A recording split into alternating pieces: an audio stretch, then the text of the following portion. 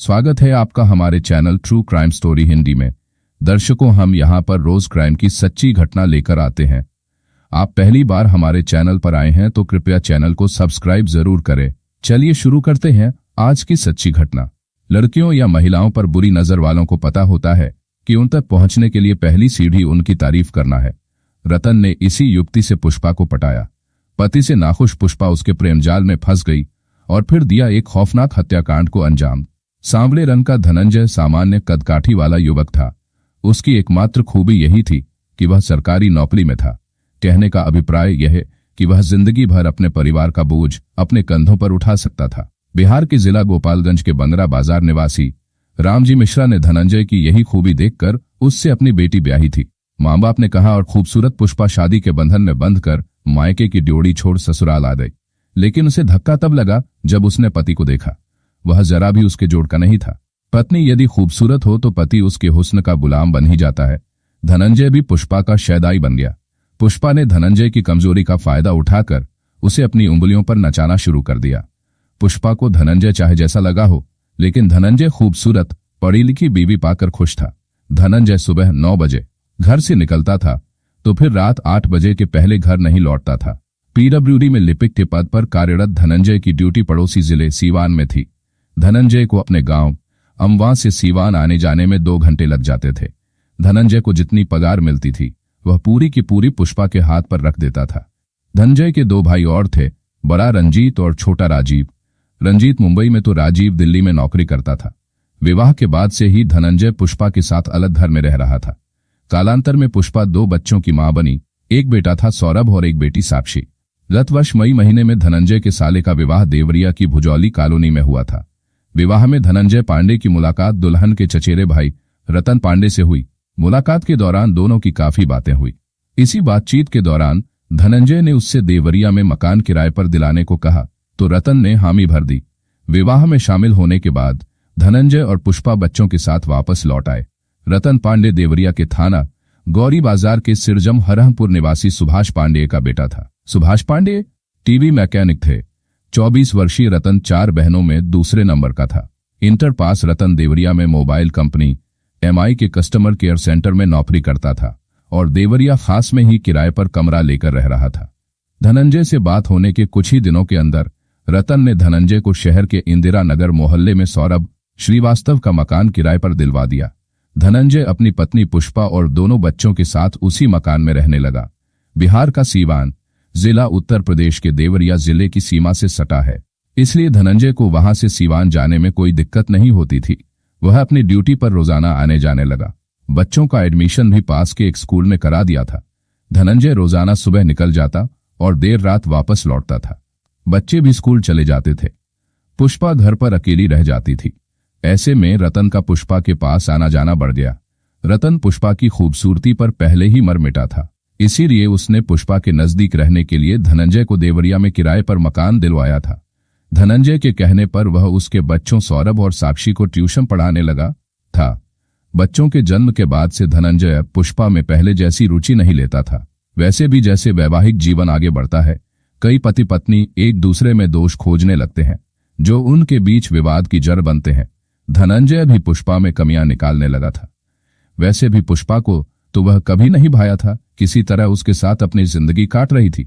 जब धनंजय उसके दोष और गलतियां निकालता था तो पुष्पा के अंदर दबा गुस्सा गुबार बनकर बाहर निकल पड़ता था, जिस पर धनंजय उसकी पिटाई कर देता था। ऐसा अधिकतर धनंजय के शराब के नशे में होने पर ही होता था। धनंजय मार पिटाई पर उतर आया तो पुष्पा को उससे हद से ज्यादा नफरत हो गई। रतन ने उसके घर आना शुरू किया तो पुष्पा की नजर उस पर टिकने लगी। रतन गोरा चिट्टा स्मार्ट और कुंवारा था। पुष्पा ने ऐसे ही युवक की कामना की थी। विवाह से पहले उसकी 2 ही इच्छाएं थीं। एक तो उसका जीवन साथी सरकारी नौकरी वाला हो और दूसरा वह खूबसूरत व स्मार्ट हो। उसकी जोड़ी उसके साथ रब ने बना दी जोड़ी जैसी हो। उसकी एक इच्छा तो पूरी हो गई थी, लेकिन दूसरी इच्छा ने उसे रुला दिया। धनंजय ने कभी भी पुष्पा की तारीफ नहीं की थी, लेकिन रतन पुष्पा की जमकर तारीफ करता था, साथ ही हंसी मजाक भी। पुष्पा सोचती थी कि रतन को सुंदरता की कदर करनी आती है, लेकिन धनंजय को नहीं। रतन लतीफे सुनाकर पुष्पा को खूब हंसाता था। उसकी पसंद नापसंद की चीजों का ख्याल रखता था। पुष्पा साड़ी या सलवार सूट पहनती तो उसे अपनी राय बताता, इन बातों से पुष्पा मन ही मन बहुत खुश होती। धीरे धीरे पुष्पा को भी रतन की आदत पड़ गई। उसके बिना अब उसे अच्छा नहीं लगता। घर में सब सूना सूना सा महसूस होता।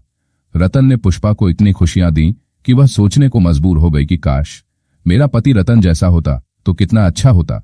एकांत क्षणों में पुष्पा रतन की तुलना धनंजय से करने लगती और यह सोचकर मायूस हो जाती कि धनंजय रतन के आगे किसी मामले में नहीं ठहरता। पुष्पा रतन के बारे में ज्यादा सोचती तो उसका मन उसकी बाहों में ही सिमटने को मचल उठता। पुष्पा और रतन की निगाहों में एक दूसरे के लिए तरफ भरी रहती थी। पानी का गिलास, चाय का कप लेते देते हुए दोनों की अंगुलियों का स्पर्श होता तो दोनों ही ओर चिंगारियां छूटने लगती। पुष्पा का रतन का व्यक्तित्व पुष्पा के दिल में हलचल मचाए हुए था तो पुष्पा की आकर्षक देहष्टि रतन के युवा मन में सरसराहट भरती रहती थी। वह पुष्पा से बिना नजरें मिलाए उसका दीदार करता रहता। उसे पूरी तरह पाकर न सही स्पर्श करके ही सुख लूटता रहता। रतन कुछ कारणों से अपने गांव चला गया तो पुष्पा खुद को फिर तन्हा महसूस करने लगी।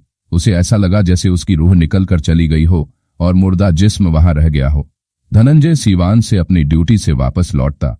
रात में जब वह उससे संसर्ग करता तब भी वह मुर्दों की तरह निष्क्रिय पड़ी रहती। धनंजय उसके व्यवहार से इसलिए स्तब्ध नहीं हुआ क्योंकि वह जानता था कि पुष्पा उससे बिल्कुल खुश नहीं है। उधर गांव गए रतन का हाल भी ऐसा ही था।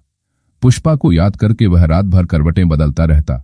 आंखें बंद करता तो सपने में पुष्पा ही नजर आती जो वह हकीकत में करने की ख्वाहिश रखता था। उसे कल्पना में ही करके खुद को तसल्ली दे लेता था। आखिर रतन गांव से शहर लौटा तो पुष्पा से मिलने गया। पुष्पा उस समय अकेली थी। उसे रतन की यादों ने बेहाल कर रखा था। रतन को देखते ही पुष्पा का चेहरा खिल उठा। रतन के अंदर आते ही पुष्पा ने लपक कर दरवाजा बंद कर दिया। फिर नाराजगी प्रकट करते हुए बोली, क्या इस तरह मुझे तड़पाना अच्छा लगता है तुम्हें? मैं समझा नहीं। रतन अनजान बनते हुए बोला, कितने दिन हो गए तुम्हें? मैं तुम्हारी सूरत देखने को तरस गई थी। पुष्पा ने शिकायती लहजे में कहा, सच? रतन खुश होते हुए बोला, मैं यही सुनने को तो गैरहाजिर था। मैं देखना चाहता था कि तुम्हारे दिल में मेरे लिए कितनी चाहत है। अगर ऐसा नहीं करता तो तुम शायद आज अपने दिल की बात मुझसे न कहती। तुम सच कह रहे हो रतन। तुमने मुझ पर न जाने कैसा जादू कर दिया है कि मैं हर पल तुम्हारे बारे में ही सोचती रहती हूँ। कहते हुए उसने रतन के गले में बाहें डाल दी। यही हाल मेरा भी है पुष्पा। जिस दिन तुम्हारा दीदार नहीं होता वह दिन पहाड़ सा लगता है। पुष्पा की पतली कमर में हाथ डालते हुए रतन ने उसे अपने करीब खींचा और उसके होठों पर अपने होंठ रख दिए। पुष्पा के होठों में ऐसी तपन थी कि रतन को लगा जैसे उसने अंगारों को छू लिया हो। पुष्पा के होठों से अपने होंठ अलग करते हुए उसने पुष्पा की सुरमई आंखों में झांका तो लगा जैसे उनने पूरा मैखाना समाया हो। पुष्पा की नशीली आंखों, फूलों जैसे रुखसार, सुराही जैसी गर्दन और उसके नाजुक अंगों को देखकर रतन के रोम रोम में लहर सी दौड़ गई। गजब तो तब हुआ जब पुष्पा ने अपने बंधे हुए गेसू खोल दिए। थोड़ी देर पहले ही उसने सिर धोया था। सावन की घटाओं से भी श्यामवर्ण गेसू कमर के नीचे उभारों को छूने लगे तो रतन बोल पड़ा, वाह पुष्पा, क्या लाजवाब हुस्न है तुम्हारा। पुष्पा ने खिलखिलाकर हंसते हुए पूछा, वो कैसे? आईने में देख लो, खुद समझ जाओगी। वो तो मैं तुम्हारी आंखों में देखकर समझ रही हूँ। क्या देख रही हूँ मेरी आंखों में? रतन ने पूछा। बेईमानी, किसी का माल हड़पने के लिए नियत खराब कर रहे हो। पुष्पा ने हौले से रतन के गाल पर चपत लगाई। अगर वह माल लाजवाब और मीठा हो तो उसे उठाकर मुंह में रख लेने में कैसी झिझक। सच में दिल कर रहा है कि आज मैं तुम्हें लूट ही लूं, तो रोका किसने है? कहते हुए पुष्पा रतन के गले से झूल गई और बोली, आओ लूट लो मेरे हुस्न के सनमोल खजाने को।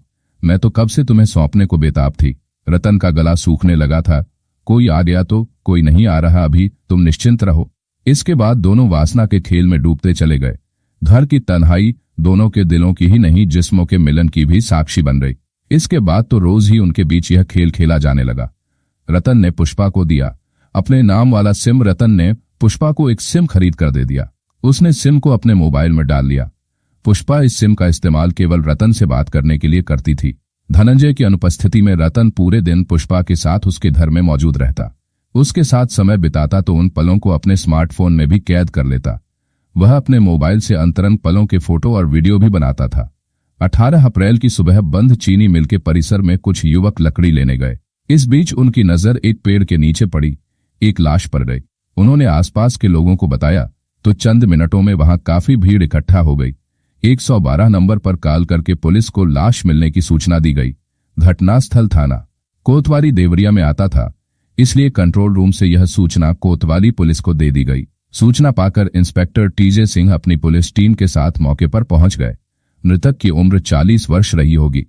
उसके चेहरे को किसी भारी वस्तु से कूचा गया था। चेहरा क्षत विक्षत होने के कारण मृतक की पहचान होना मुश्किल था। उसके गले पर भी कसे जाने के निशान मौजूद थे। घटना स्थल पर लाश से कुछ दूरी पर खून से सना एक ईंट का टुकड़ा पड़ा मिला। हत्यारे ने उसी ईंट के टुकड़े से मृतक का चेहरा कुचला था। इंस्पेक्टर टीजे सिंह निरीक्षण कर ही रहे थे कि तभी एसपी डॉक्टर श्रीपति मिश्र, एएसपी शिष्यपाल, सीओ सिटी निष्ठा उपाध्याय समेत अन्य अधिकारी भी वहां पहुंच गए। अधिकारियों ने भी लाश व घटनास्थल का निरीक्षण किया।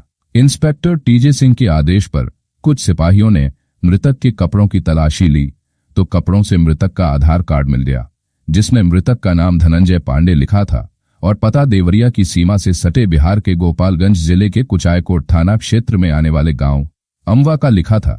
मृतक के घर वालों को कुचायकोट थाना पुलिस के जरिए सूचना भेजी गई। इसके बाद पुलिस अधिकारी इंस्पेक्टर टीजे सिंह को आवश्यक दिशा निर्देश देकर वापस लौट गए। सूचना पर मृतक के घर वाले और ससुराल वाले वहां पहुंचे। उन लोगों ने धनंजय की लाश की शिनाख्त कर दी। लाश की शिनाख्त होने के बाद उसे पोस्टमार्टम के लिए मोर्चरी भेज दिया गया। कोतवाली लौटकर इंस्पेक्टर टीजे सिंह ने धनंजय पांडे के ससुर रामजी मिश्रा की लिखित तहरीर के आधार पर अज्ञात के विरुद्ध भादम्बी की धारा 302 के तहत मुकदमा दर्ज करा दिया। केस की जांच शुरू करते हुए इंस्पेक्टर टीजे सिंह ने सर्वप्रथम पुष्पा से पूछताछ की, जो कि घटना से 1 महीने पहले से अपने मायके में रह रही थी।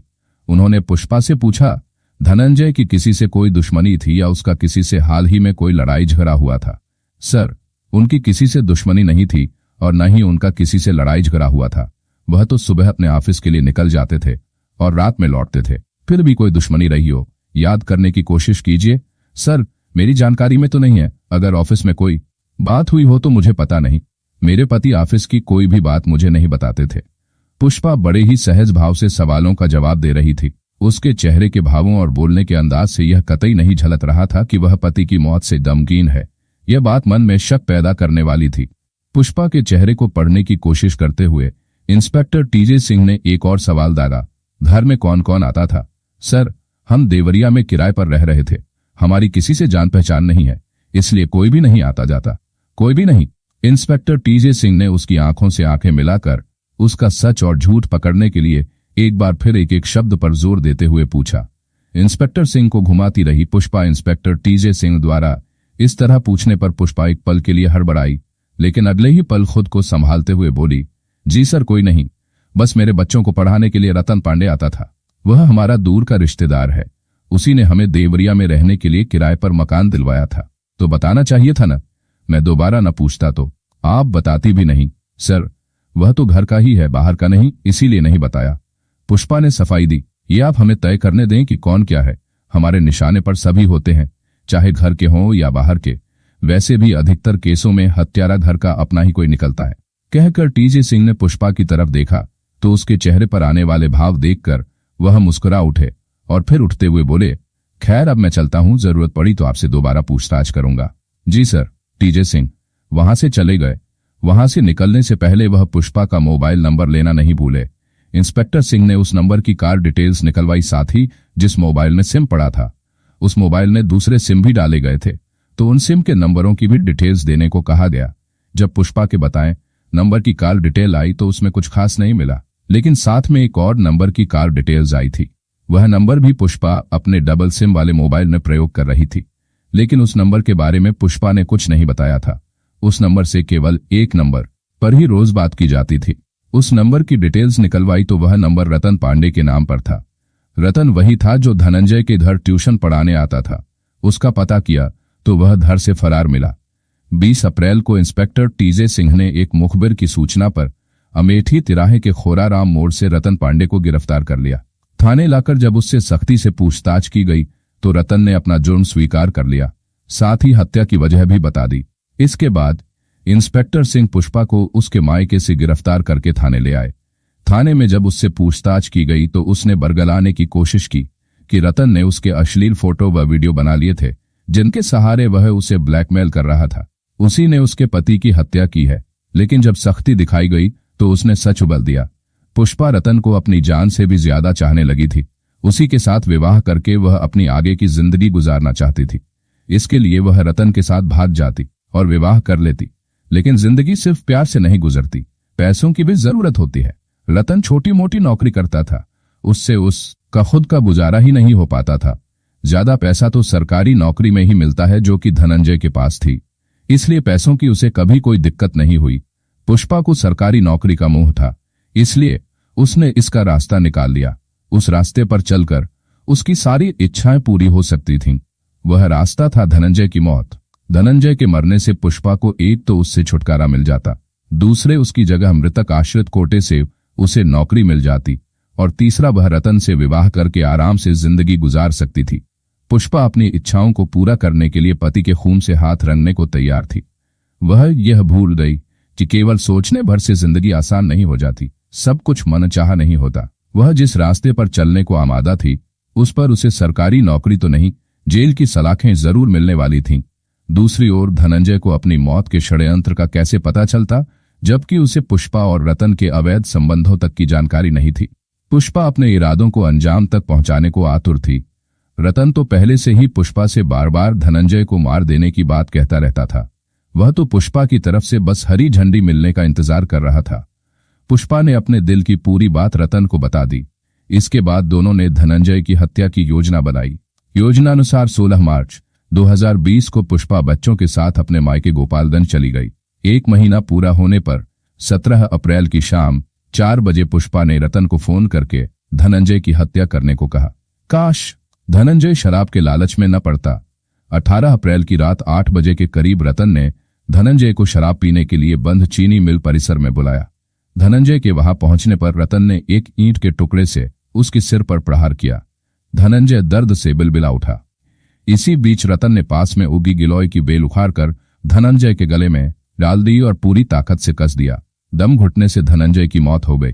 इसके बाद रतन ने धनंजय के चेहरे को बुरी तरह से कुचल दिया। फिर धनंजय की जेब से मोबाइल निकालकर रतन वहां से चला गया। उसने व्हाट्सएप पर मैसेज करके पुष्पा को धनंजय की मौत की जानकारी दे दी। पुष्पा द्वारा मैसेज देख लेने के बाद रतन ने वह मैसेज डिलीट कर दिया, लेकिन दोनों पकड़े गए। रतन ने अपना एंड्रॉयड मोबाइल फॉर्मेट कर दिया था, इसलिए उस मोबाइल का डाटा रिकवर करने के लिए इंस्पेक्टर टीजे सिंह ने मोबाइल में डाटा रिकवरी ऐप इंस्टॉल किया और मोबाइल का पूरा डाटा रिकवर कर लिया।